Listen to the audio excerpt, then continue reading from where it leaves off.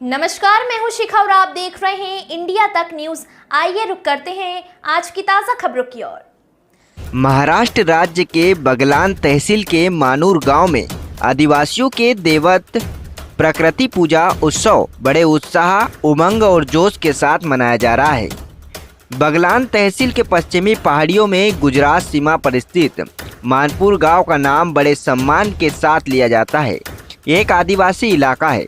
आमतौर पर आदिवासी प्रकृति के पूजक और रक्षक माने जाते हैं और प्रकृति को कुल देवत मानते हैं। इसी तरह मानूर गांव में बड़े उत्साह के साथ डोंगरिया देव उत्सव को शुरुआत हुई। इस उत्सव में तरह तरह के पारंपरिक आदिवासी लोकगीतों के साथ साथ आदिवासी भाई भक्ति में तल्लीन हो गए। हाथ में घंटी के आकार की घोड़े की छड़ी, पावरी, वाद्य यंत्र, पैरों में घुंघरू, तालियों की आवाज और मन में प्रकृति की भक्ति लेकर सारा गांव इस इलाके के जंगली पहाड़ी गांव में जाकर भक्ति बांट रहे हैं।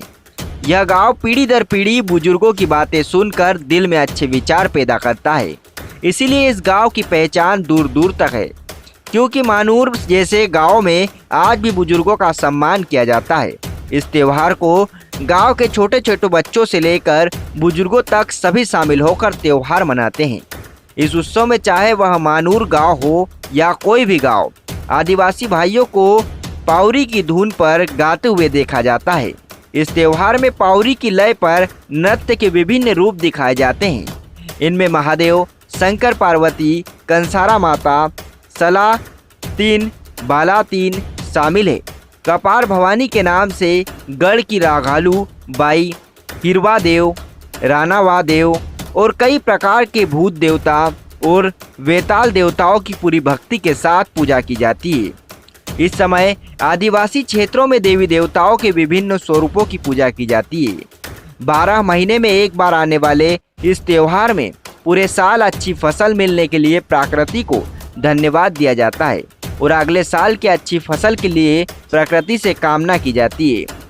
इससे यह सिद्ध होता है कि आदिवासी भाइयों को प्रकृति के जल, जंगल, नदी, झरने, चांद, सूरज और जंगली जानवरों तथा पहाड़ों से कितना प्रेम है।